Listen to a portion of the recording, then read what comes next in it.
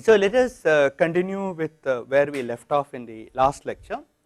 So, the idea was that I explained in the case of classical mechanics, we have an action principle which you write as integral over dt of a Lagrangian, which can depend on the velocity of the particle, position of the particle, and possibly time.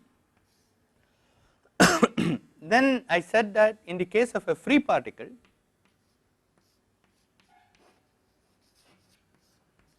just using the homogeneity of time and space and the isotropy of the space, we can conclude that L is L of V square. Okay. We cannot do anything further without introducing a symmetry principle. So, at this stage you introduce two more. One is you introduce Galilean relativity,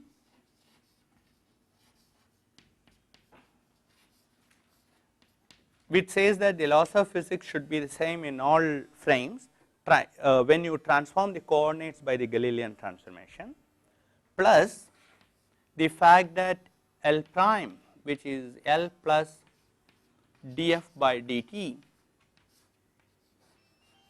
where f depends only on x and t, both L and L prime gives you the same equations of motion. Added these two, you can show that the most general form of Lagrangian for a free particle you can have is proportional to V square, and the proportionality quantity is half mv square. Just remember this, as I will show you, things become much more beautiful in special relativity. The next step which we are going to do is to do the same thing in relativity. Okay. So, we again start with an action, and we now want to write the action in terms of some quantities. The basic quantity which we have is the trajectory of the particle, which I will call xi of s. S is the proper time along the track, and I goes 0, 1, 2, 3. Okay. So, this xi of s is what we have. Therefore, the action A should be a functional of this xi of s, and we would like it to be relativistically invariant. That is, under Lorentz transformation, we would prefer it not to change. We certainly do not want equations of motion to change. So, the action could pick up a total derivative, but ideally we would like action to be invariant. Here we could not achieve this, and let us see whether we can do this. So now we are switching to Special relativity. And the other thing which we need is, this action should be an integral over something like time. Okay. Then we suddenly realize that there is a very beautiful and natural quantity which is available in special relativity, which is just integral of ds itself with some proportionality constant here, which for the sake of future convenience I will write it as minus k. I could have put plus, I mean it is just for convention, where s is just the arc length along the curve. So, let us just look at it. Assuming we can make this work, I want to claim this is very beautiful, because what we are saying is that a particle moves from one point to another in space time. So, you have a space time diagram here, this is x, this is t, you take this point and you take a path, and along the path there is a very natural definition of the arc length. Okay. For a material particle, that arc length is just the total time which has elapsed from here to here. So, the particle moves from this point to this point, extremizing the time shown in its own clock. So, it is an extremely physical, almost like Fermat's principle of least time. Okay.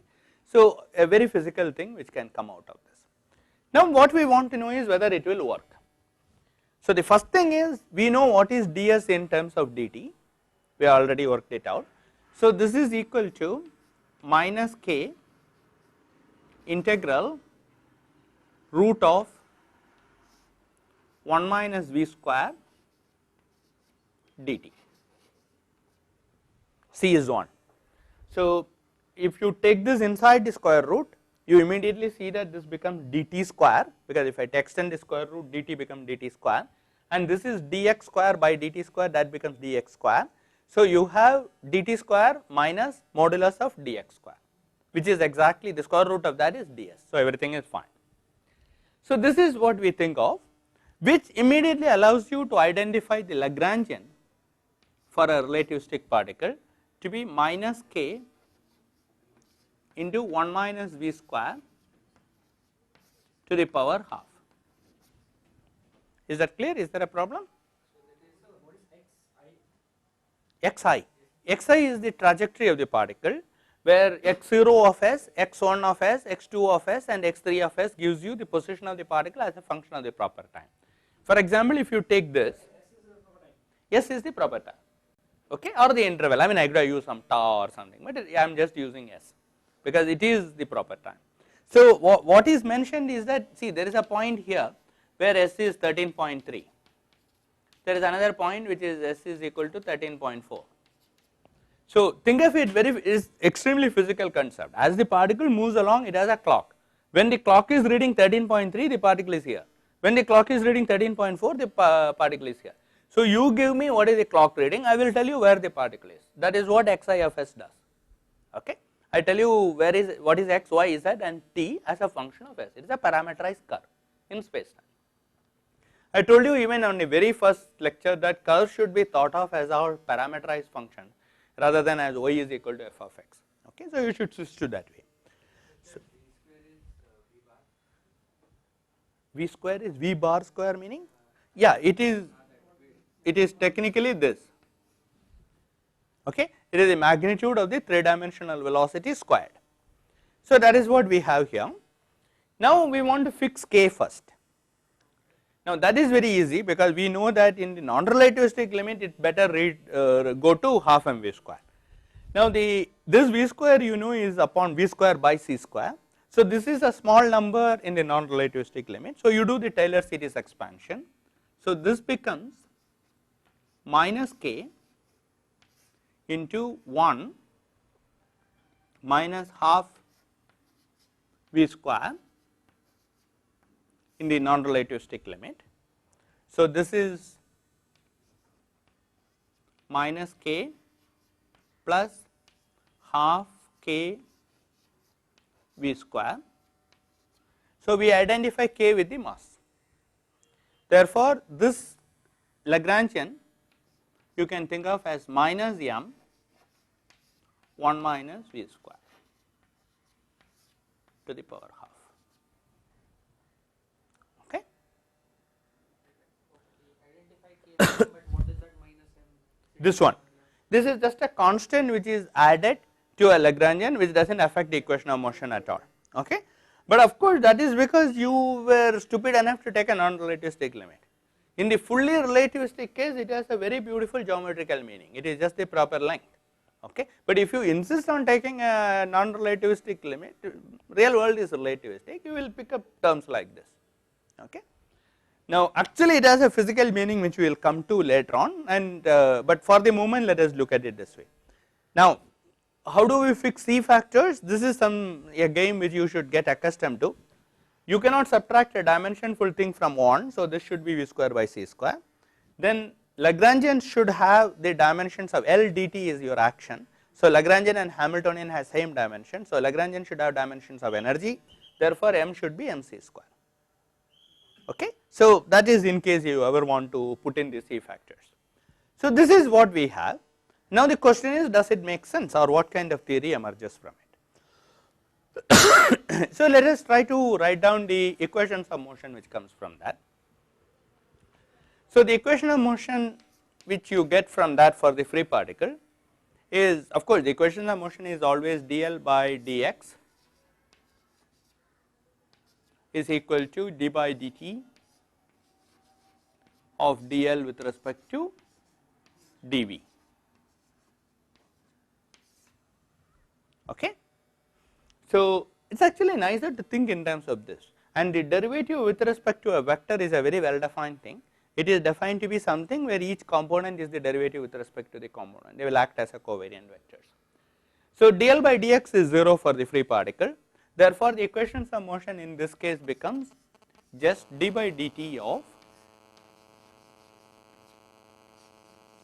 dl with respect to dv, and L is this, constants do not matter. So, what you are left with, okay, this is a problem with the technology is mine. I am sorry about this.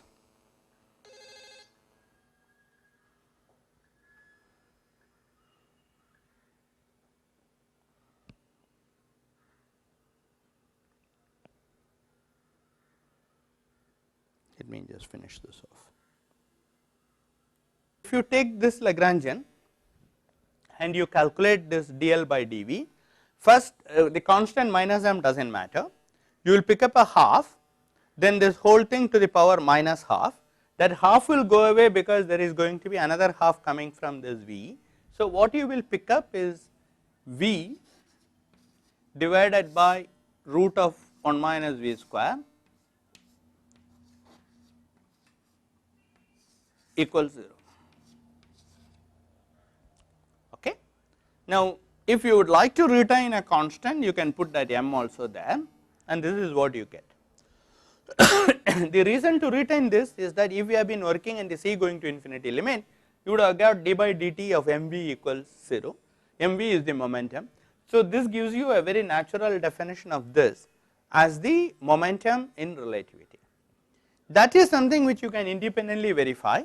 If you take care of all the signs in that, you will find that the canonical momentum p is actually gamma mv. So, now I switch to this gamma notation instead of having to write 1 over root of 1 minus v square by c square. This you have got. Okay, fine, this is not too surprising, and it does reduce to the correct limit in the non-relativistic case. What about the energy? Energy also there is a way of obtaining from the Lagrangian itself. You just do the Hamiltonian, that is you take h,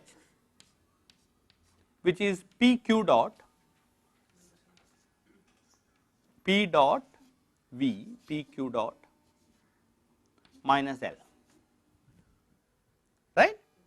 Now, P L we already have, so it is gamma m v square minus that Lagrangian, which is plus m divided by gamma,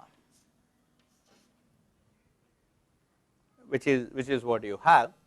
Therefore, let us work out what this is.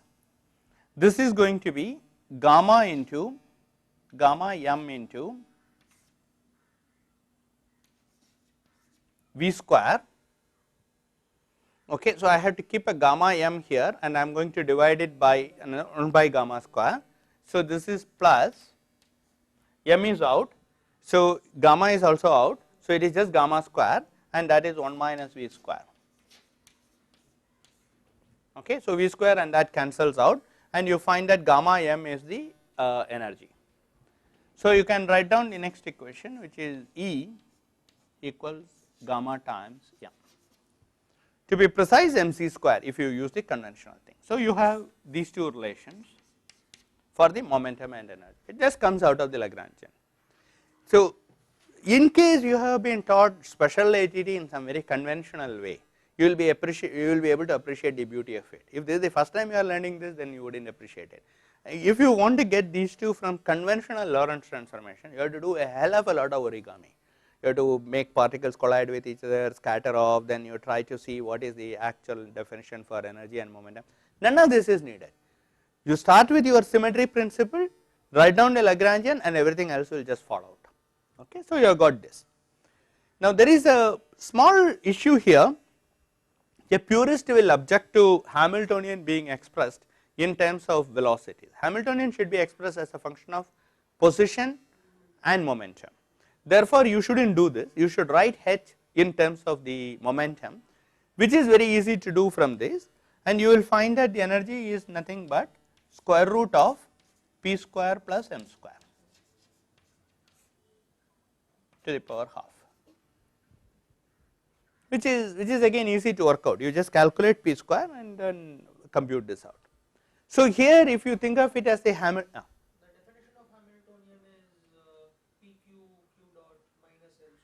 No, no, no. Definition of Hamiltonian is numerically it is P q dot minus L, everything being re-expressed in terms of P and Q rather than in terms of Q dot. So, Q dot is what I am calling V. So, this gamma will have a V in it. So, energy is m upon root of 1 minus V square, but Hamiltonian is not m upon root of 1 minus V square, because Hamiltonian should never be expressed in terms of velocity. This will make drastic difference in electrodynamics. Okay, Hamiltonian should be always expressed in terms of canonical momentum. Okay, so this is good to get trained into that. So this is what you have for energy as a function of this, which will go to the non-relativistic limit of p square by 2m plus m if you take the non-relativistic limit of this. So in the non-relativistic limit, this will become m plus p square by 2m. So this is of course the origin of this famous E equals mc square, that when momenta goes to 0 or when velocities go to 0, that is better way of putting it, momenta vanish in Newtonian mechanics and in relativity. But when velocities goes to 0, energies do not vanish in relativistic mechanics, they vanish in Newtonian mechanics. This again has to do with this funny minus m which is here, because if you add a constant to the Lagrangian, the Hamiltonian gets that constant subtracted out. Here you are subtracting minus m, so the Hamiltonian picks up an m. So as I said, this is not complete junk, it is telling you that the energy has a 0 point which has been elevated to mc square, as it should in the relativistic theory, that is what it means. Okay, so you have this expression for this. Now of course this already tells you the kinematics of a free particle, and you can do a few more things, but before we do that, I want to derive this whole thing in a completely relativistically invariant way. That is not so important here, but when we go further and do relativistic electrodynamics, this training will help. So what I am going to do is to calculate. Here what we did was we just picked up this Lagrangian, then we switched back to Goldstein classical mechanics and then just worked with that function of V square and obtained the results. Now I want to do this in a relativistically invariant way, but the problem with this approach where we did this is that the invariance principle and their beauty is not there apparent. For example, if you look at this function, this looks much more complicated than a simple function like half mv square. In fact, this is an infinite Taylor series expansion in V square, I mean it is not even a finite polynomial. On the other hand, the invariance principle which we used here is Galilean relativity. Here we are using the full Lorentz invariant, and here we could not make the Lagrangian invariant. I told you that there exists no function except trivial constant of L of V square which remains invariant under Galilean transformation, but there is a function which is a function of L of V square which remains actually Lorentz invariant. So not only that the field equations are invariant, even the action functional is Lorentz invariant.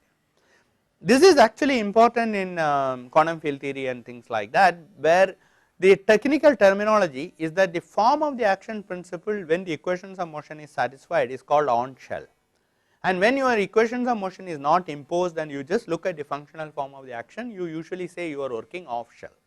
Okay, this comes from some field theoretic terminology. The off shell form of the action principle does play a role in quantum theory, though not in the classical theory. So it would be nice to have an action principle which is relativistically invariant even off shell, which we have achieved here. Now we want to do this in a relativistically invariant way. So we will again start with A and write it as minus m integral ds, and we want to vary this. So let me first write this as minus m integral square root of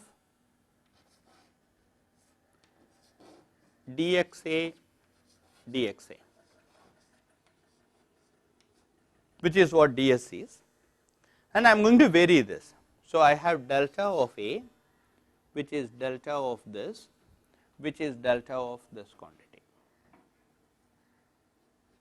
Okay, and I want to find out what it is. So let us see. So this will give me minus m, just watch out for algebraic goose. So, minus m, you are going to do a delta of this. So, this is already square root of some expression.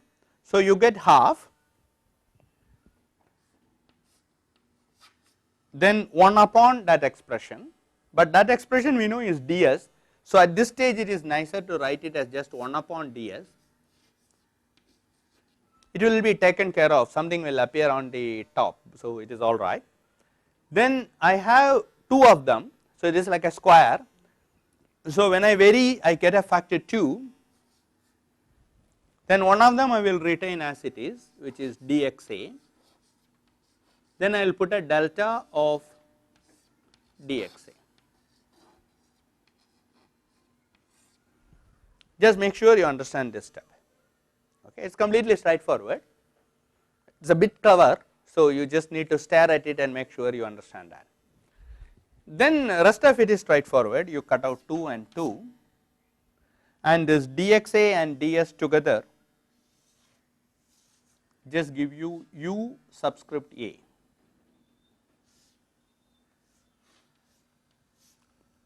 Okay, because dxa by ds is your 4 velocity ua. Then in this delta I can switch it and write it as d of delta xa for the same reason and as in classical mechanics. So, this whole expression can be written as minus m integral ua, which comes from this d of delta xa. Now, you do the usual thing of an integration by parts. So, you write this as minus m integral d of ua delta xa minus this, which becomes plus m integral d acting on ua d of ua delta xa. Now, in the last bit you put a dua by ds and you multiply by a ds.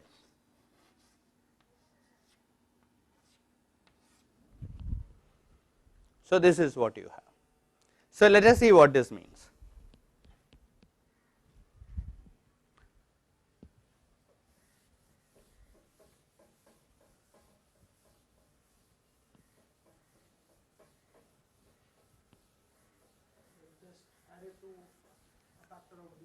Yes, at the bottom and at the top. Okay. So, what we have found is that for a general variation, delta of A is equal to minus m. That first term can be just integrated, it is d of something into an integral. So, it is ua delta xa evaluated at the end points 1 and 2, let us say. Then I have plus m integral ds multiplied by dua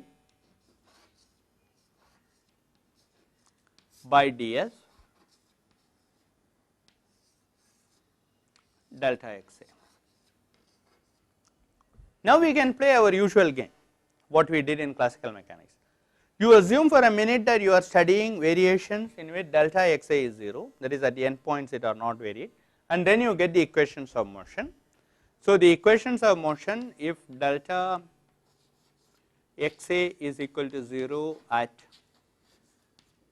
1 2, gives you the equations of motion EOM, which is just d of ua by ds equals 0.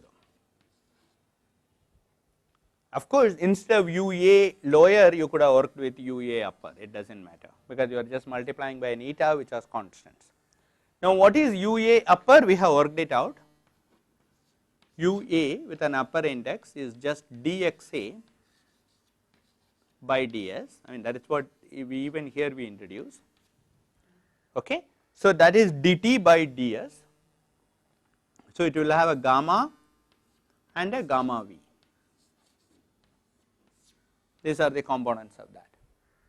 So, the spatial parts of this equation just tells you d by ds, which is same as d by dt except for a constant factor, we are going to equate it to 0.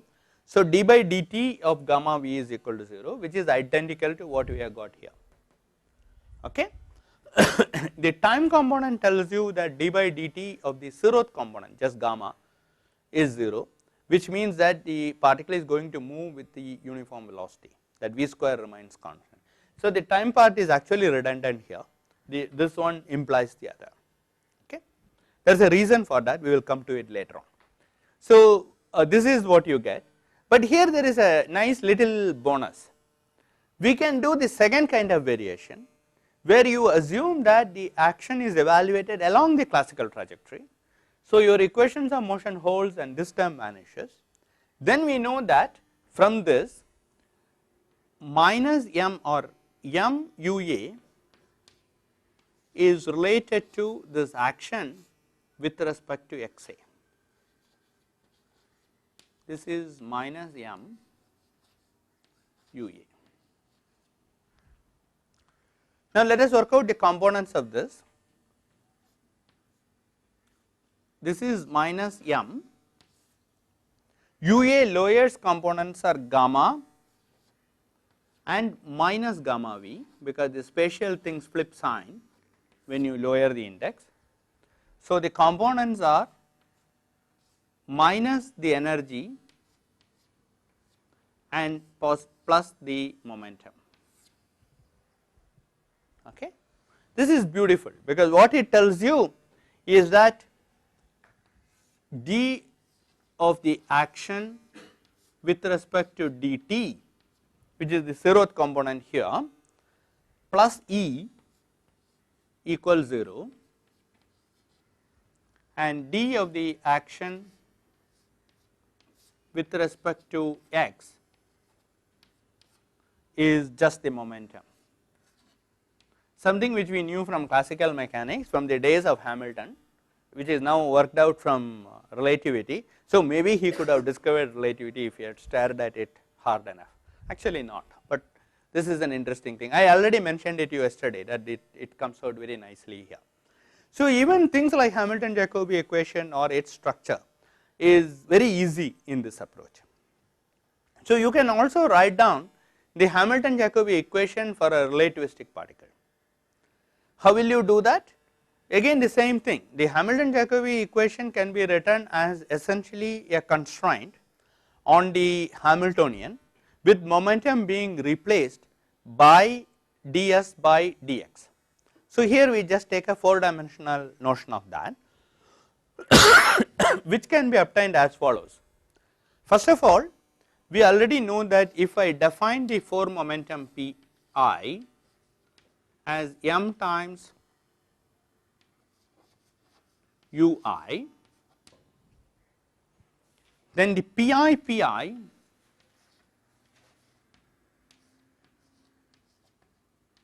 is going to be m ui and ui is 1. Therefore, this is equal to m square.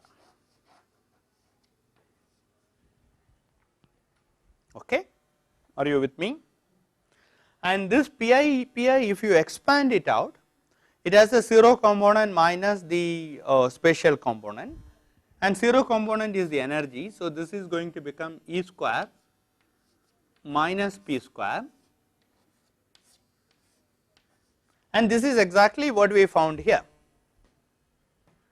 written in the form with E square minus P square equals m square. So, that comes from this relativistic invariance of this expression. So, the Hamilton-Jacobi equation is just this, with pi is replaced by this expression. To be a bit formal, we will do it like this. we will say that this equation can be written as eta AB PA PB equals m square. This is correct because I am just raising one index to do that. Then you substitute for PA and PB this expression. So, this can be transformed to eta AB dA of the action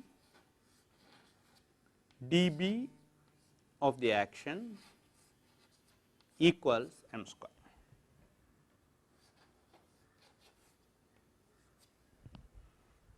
Okay. This is the relativistic Hamilton-Jacobi equation.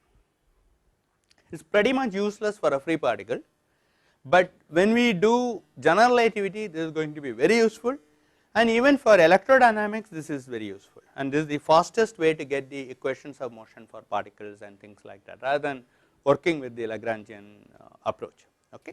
So, you should keep this in mind how it was derived. So, before I proceed further, I want you to appreciate the beauty of the whole formalism. We hardly spent half an hour. Okay. We started with the relativistic invariance, got the action properly done, and once we have got the action everything just falls out. And all these 4-dimensional structures, relativistic invariance, and incidentally the fact that energy and momentum are the components of a 4 vector, all this goes at one go, and the Hamilton-Jacobi equation can be written in a relativistically invariant way. So, the power of a symmetry principle and action principle combined together is very much in evidence, and that is what we will use throughout the course, because that is the most economical way of getting at these results. Yeah. Which one? This one. Okay. Up to this is fine. Then the way we get equations of motion is to say that delta xi vanishes at the endpoints. So, you think of variations of the action when the endpoints remain fixed. So, this term goes away, and if delta A is equal to 0 for arbitrary delta xi, this should be 0. So, d UA lower by ds is 0. But what is UA lower? UA lower is nothing but eta AB UB upper, right? Eta AB is a constant which I can pull out. That gives you dUA upper. This one. Okay. So, what is the definition of UA? It is dXA by ds. That came from here because that is what we substituted. We had a dXA and ds, and we wrote dXA by ds as UA here. That is the definition. Now, what is dXA by ds? dXA by ds has things like dx0 which is dt by ds, and then the special component dx by ds, these are the components, correct, and we already know that dt and ds are related by the gamma factor. So, that gives you gamma here, and here you write it as dx by dt into another dt by ds, that gives you another extra gamma factor, dx by dt is v. Is that clear? Okay. So, that is what we have been doing. Yeah. So, instead of keeping the upper index, if you had kept the lower index, then would you have had that flip-in sign? Which flip-in sign? Had minus gamma. No. You see, if you have done the, first of all it will all be consistent because it will take care of itself, but what you would have got here is that if you have got MUA, then you will get dA differentiated with respect to lower index. Now, you have to be a little bit careful. When you are differentiating with respect to lower index, time component it does not matter, but in the spatial component when you differentiate with respect to lower index, you are differentiating with respect to minus x minus y minus z. That is not a nice thing. That is what gives you the flip-in sign.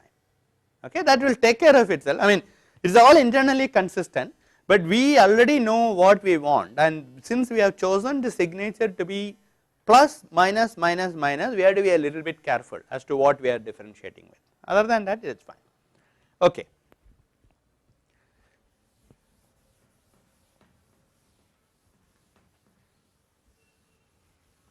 Now, I want to go a little bit further. Yeah. So, we have d of u0 by ds equal to 0. Yes.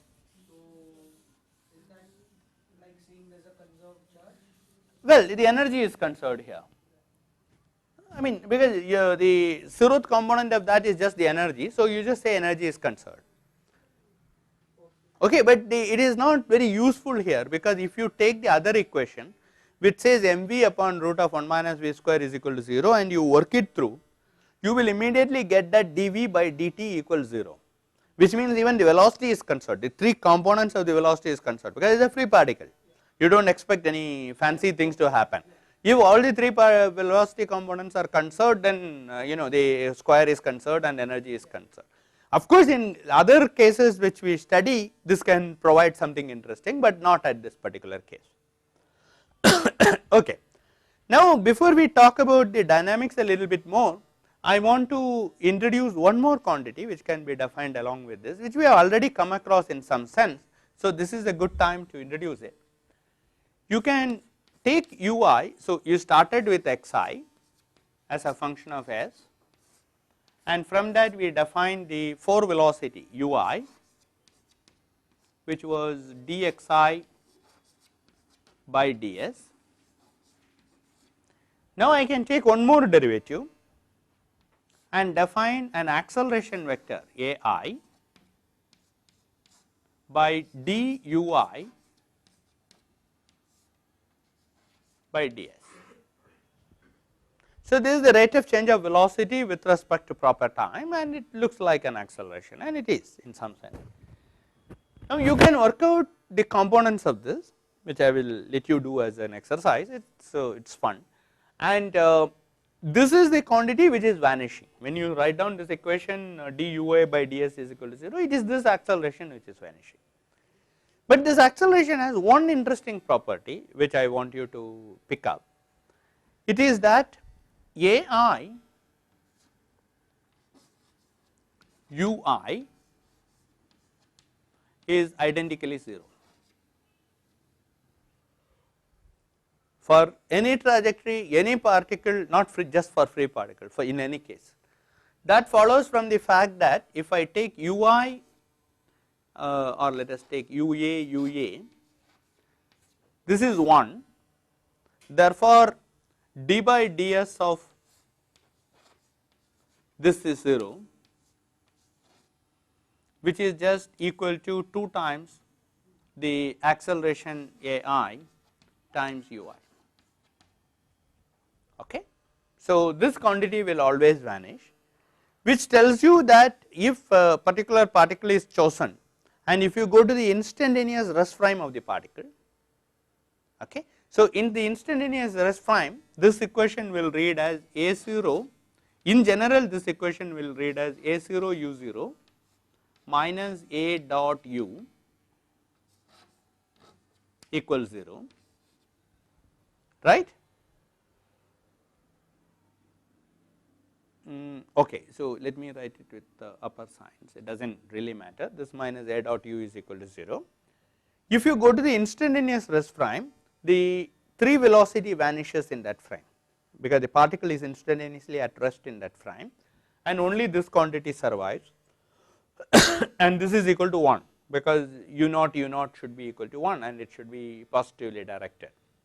That means, in the instantaneous rest frame of the particle, the a0 has to vanish. So, in the instantaneous rest frame, the components are going to come out of this.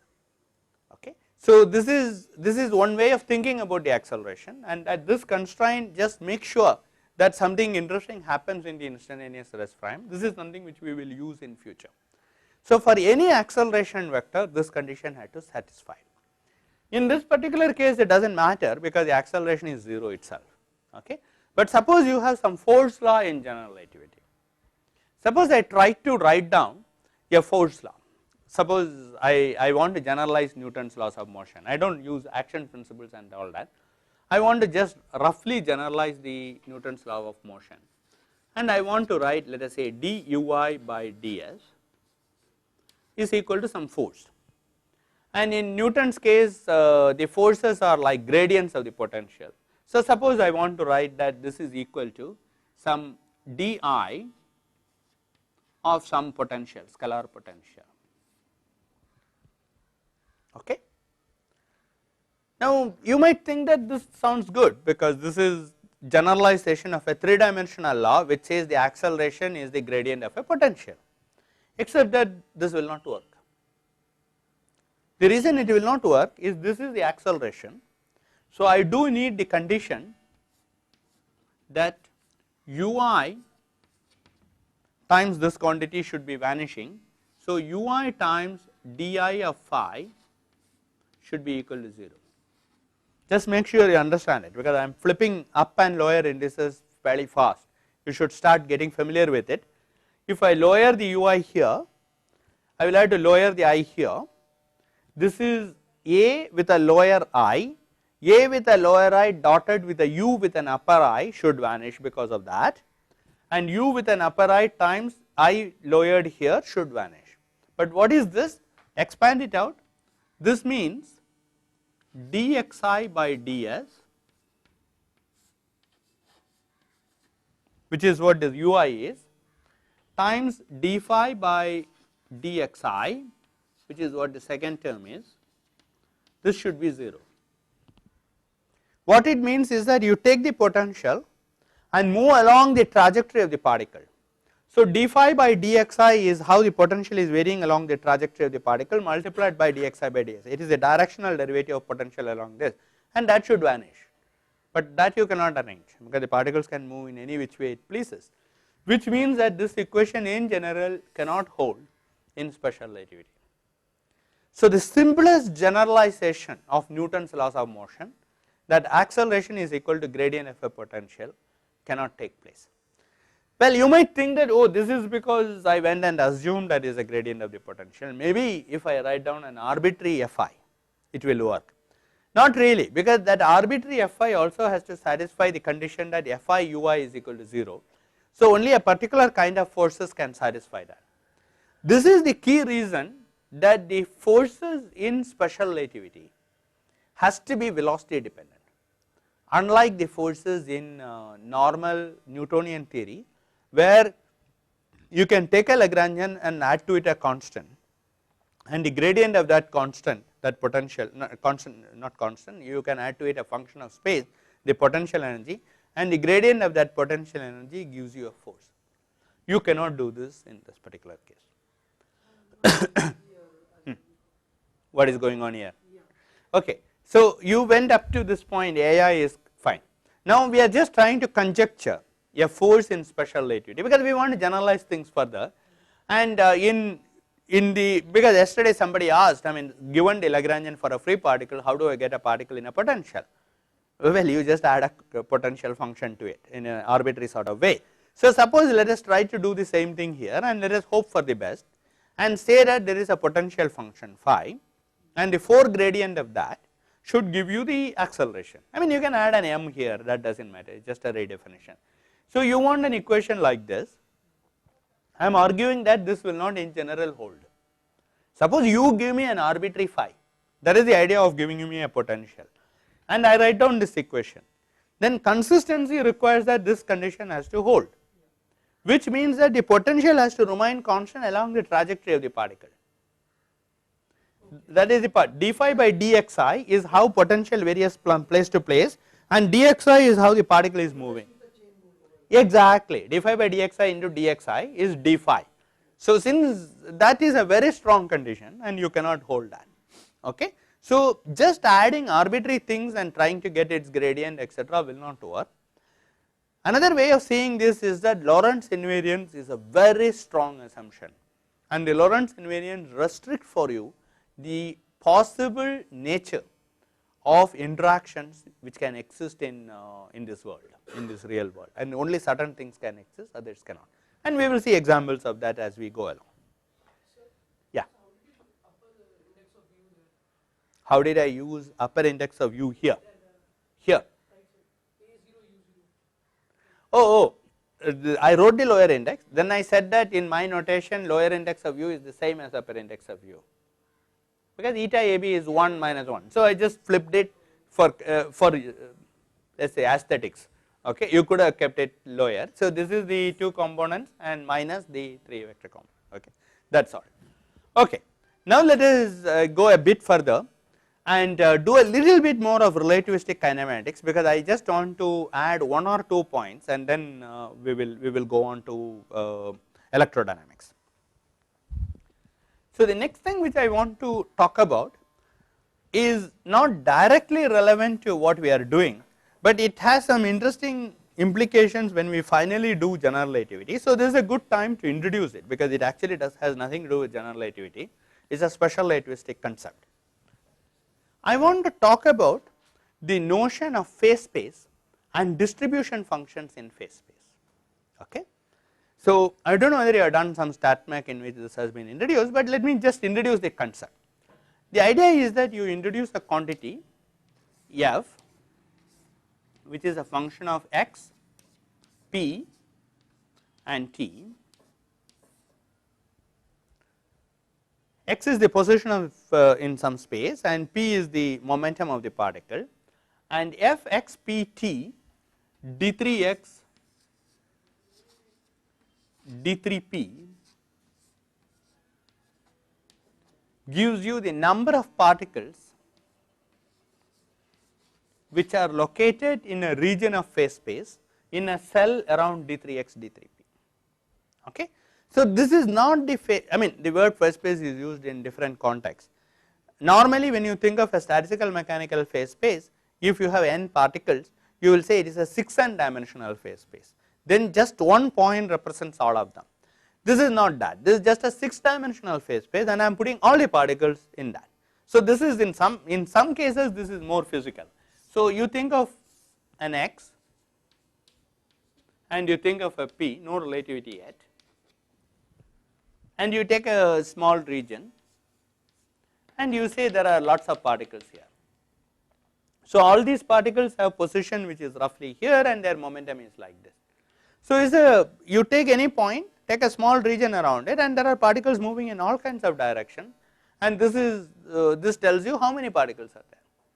Okay, this is a very basic concept and from which quite a lot of fluid mechanics can be developed. In fact, normally when you do fluid mechanics, you assume that there is a velocity field at a given point. What it means is at a given point you are already saying all the particles are moving in the same direction, but there can be random motion of the molecules, in which case you need a concept like this. Okay. Now, what I want to do is to study the properties of this object, okay, in relativity. To do that, I want to start with another object which is theta of p naught Dirac delta function of p square minus m square. I do not really need this, but let me put this in d4p. Let us stare at this object. Yes. So, what it means is the following. First of all, I have a d4p. d4p is a volume element in the 4-dimensional momentum space. So, it has energy and 3 components of the momentum, just as d4x has time and space. Okay. Then I am going to say that I am going to put some particles there. I mean, it is going to be multiplied by various things here. This is just a measure for an integration. Okay. And I am going to insist that it becomes non-zero only when p square is equal to m square. So, I am first of all assuming that all the particles or whatever I am going to put, whose properties I want to study, satisfies the condition that E square minus p square is equal to m square. So, this is an on shell condition. When you do that, if you solve back for energy E, all you know is E square is equal to p square plus m square. So, energy can be plus or minus square root of p square plus m square, and energy is the p0 component, but I do not want this negative energy business. So, I put a theta of p naught to make sure that p naught is positive. Okay. Now, having said that p naught is going to be positive, I will most of the time I will just ignore it. This is just window dressing to throw away the negative energy. Any sensible guy will not study energy, negative energy, so we do not have to bother about it, but it is there. Now, let us look at this quantity a little bit more. This quantity can be expanded out as Dirac delta function of P0 square minus P square minus m square, that I am going to call E P square. Now, E P is the definition, E with a subscript P stands for plus square root of P square plus m square. This is just the energy we attribute to a momentum P, okay? And P naught square should be equal to that quantity is what it is telling you. Then you multiply it by d of P naught, and then of course you have d3 of P. All right. Now I need a property of the Dirac delta function. Dirac delta function, I suppose everybody knows. There is a property of a Dirac delta function, that Dirac delta function of some function of x is equal to 1 upon f prime of xi or x root modulus delta function of x minus x root, and it is summed over all the roots. If there are several roots, I am just writing it down for one root. Is everyone familiar with this? You are, okay. I mean, you can easily show this by integrating over a test function, and this is just the Jacobian, okay. So, I am going to treat this as a function of P naught first. Therefore, I can convert this into 1 upon the derivative of this, okay, that will be 2 times P naught evaluated on the root, and the root is when P naught is equal to E P. So, I essentially get 1 upon 2 E P. Here is where this theta is used, because if without the theta I will have 2 roots, but I am going to take only one of them. Then I have a Dirac delta function on P naught is equal to E P, okay. And as far as integration goes, this d P naught will take care of that. So, I will take d P naught and a d3 P, okay. And everywhere we are multiplying it by some quantity, and we are going to integrate that, okay. So, the quantity which I am multiplying will be a function of P naught and modulus of P originally. So, I could have written here say f of P naught and this P. So, that just carries through. At this stage you find one thing, that this P naught minus E P, because of this d P naught integration, it will just put this P naught to be equal to E P in that function. So, originally you defined a function which is a function of 4 variables. After this you just think of this as a function of just the momentum with the energy of the particle being given by whatever relativity tells you, and then you can dispense with this integral, okay. What you are left with though is the combination d3p divided by E of p with a factor 2, which we will ignore for the moment, right. But notice that this first thing I wrote down is fully relativistically invariant.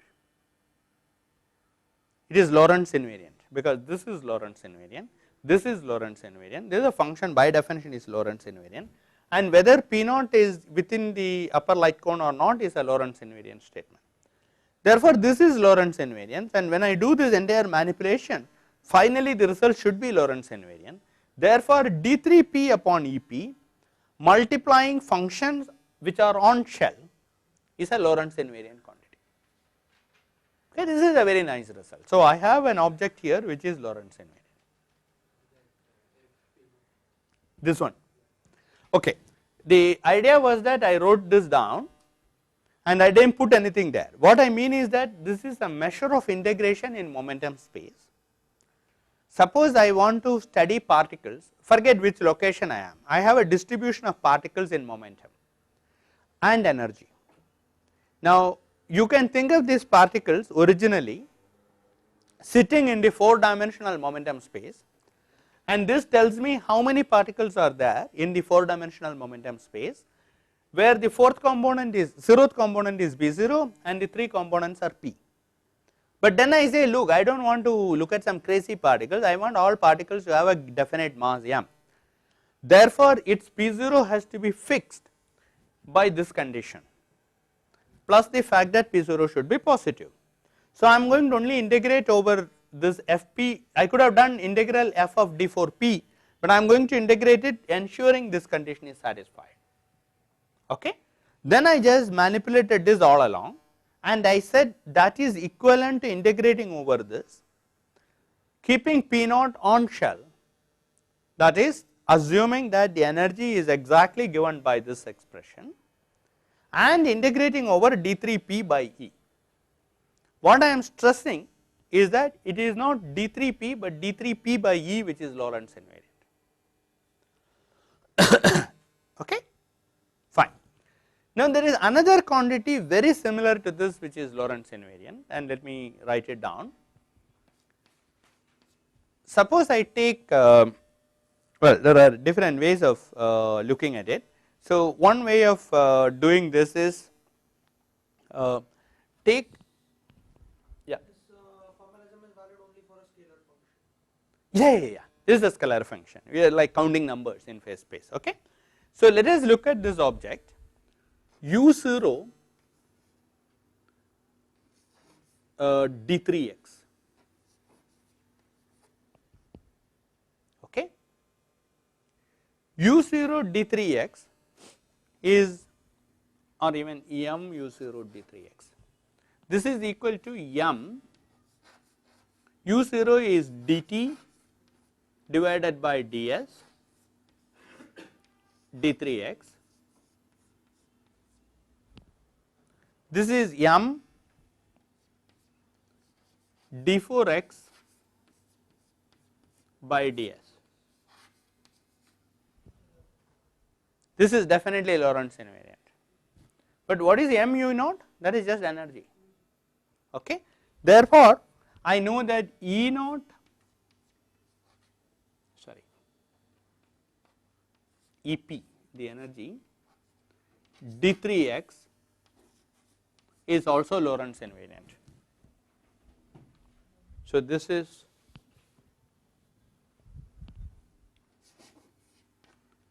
Lorentz invariant. Here we found that this is Lorentz invariant. Obvious thing to do is to multiply them together. So, you end up with the conclusion that d3x d3p is Lorentz invariant, provided you maintain on shell condition. This is again a cute result, because there is no reason whatsoever when we are fooling around with space and time and mixing them up and all that, some phase volume has to be Lorentz invariant. So, there is yet another thing that the roots of relativity was there already in pre-relativistic physics. Now, of course, number of particles are Lorentz invariant, which means distribution function is Lorentz invariant. So, this is a very nice thing that you can work with distribution functions integrated over d3x and d3p in special relativity without having to relearn anything. If you have just written down your natural quantities, they would have all turned out to be Lorentz invariant. Okay. Yeah, we do not do quantum theory at all. Okay. Actually not in quantum theory. If you want to do quantum statistical mechanics, then you have to divide it by 2 pi h cross the whole cube, and then you have to work with phase shells and uncertainties in the phase shells and coarse graining, then it will still go through. You can have a very valid description of statistical distribution functions in. That is correct. That is true even in quantum theory. Yes. The point is, if there are creation and annihilation of particles, which now we are talking about relativistic quantum theory. In non-relativistic quantum theory that holds, okay, there is no problem. And even in non-relativistic quantum theory you can take care of changing numbers by a chemical potential. So there are ways around that, but the basic idea will remain. Is there something which you, no, no, I thought you have a question.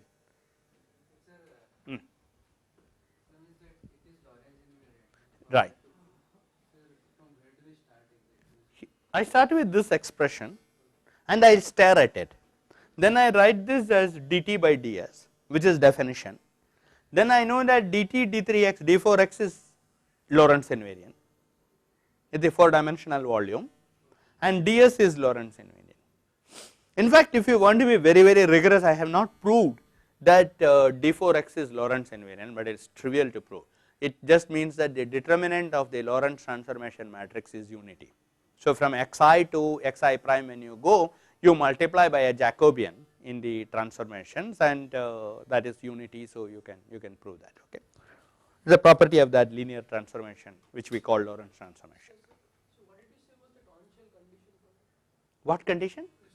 Oh, okay. See, the point is, when you originally start with some object like d4x, d4p, you are letting everything flap in the wings. d4x, it does not matter, because you can integrate over time and space kind of a thing.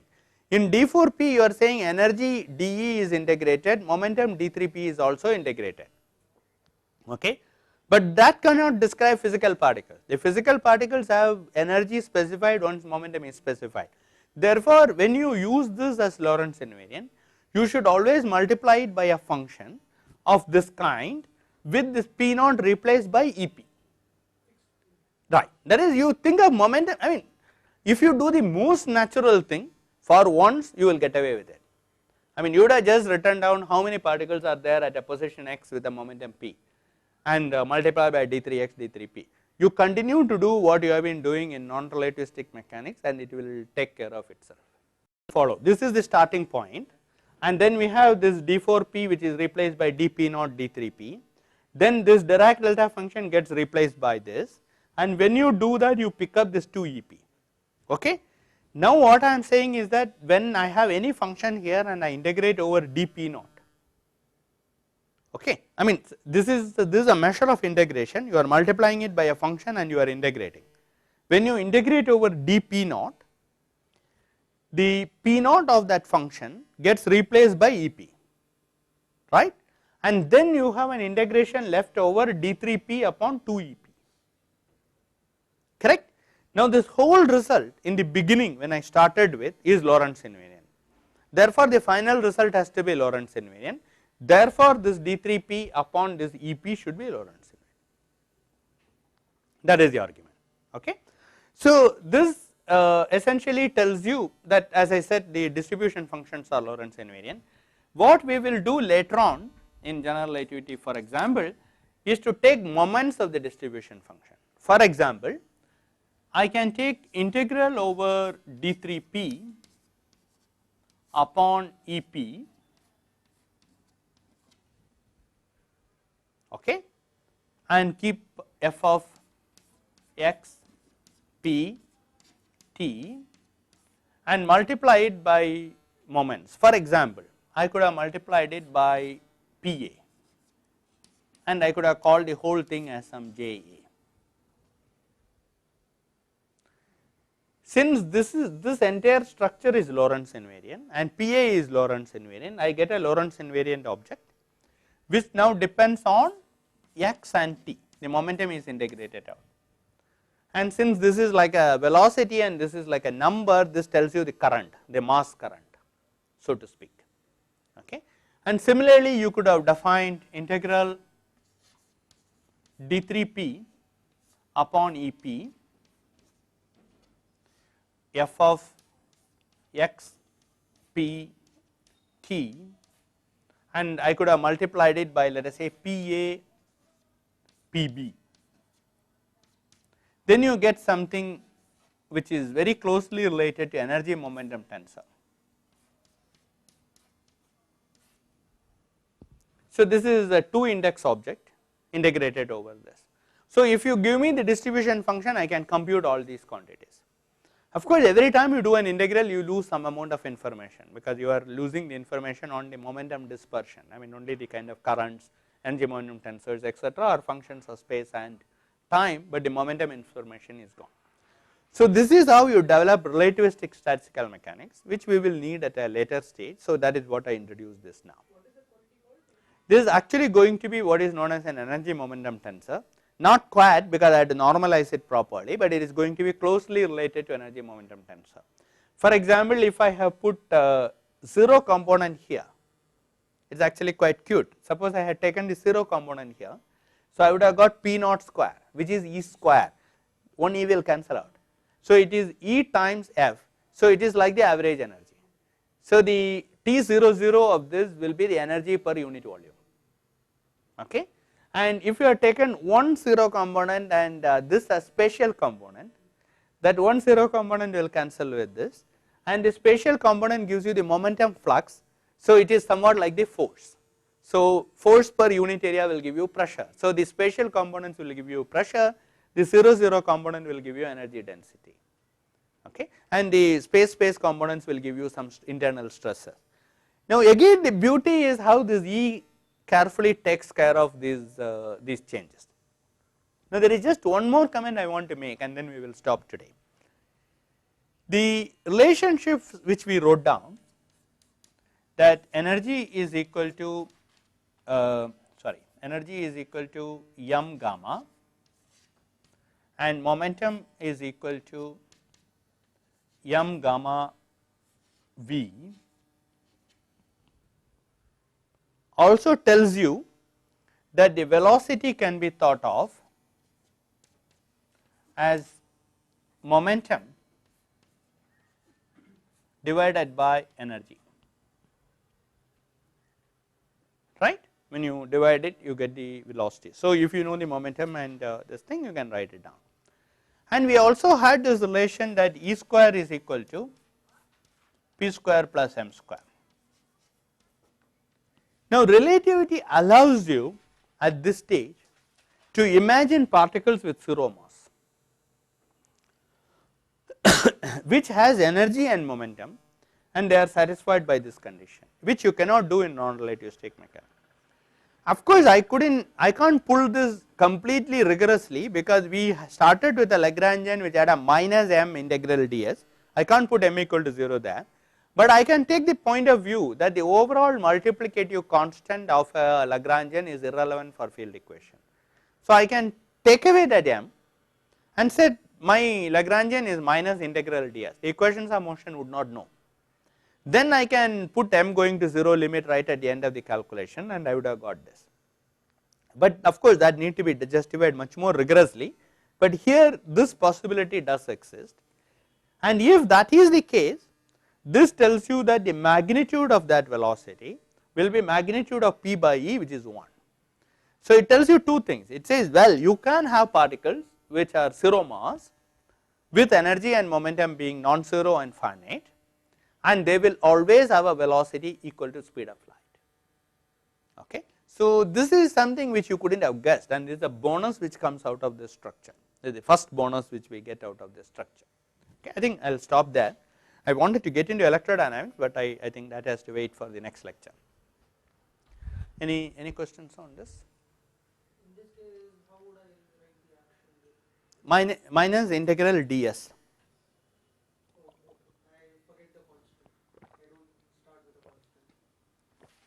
Okay, and that will work.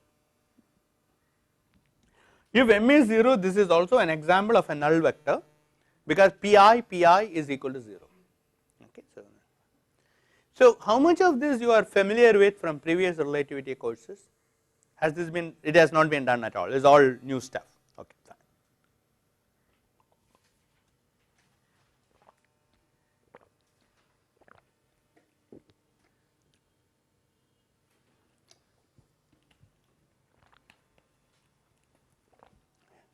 Any other comments, questions?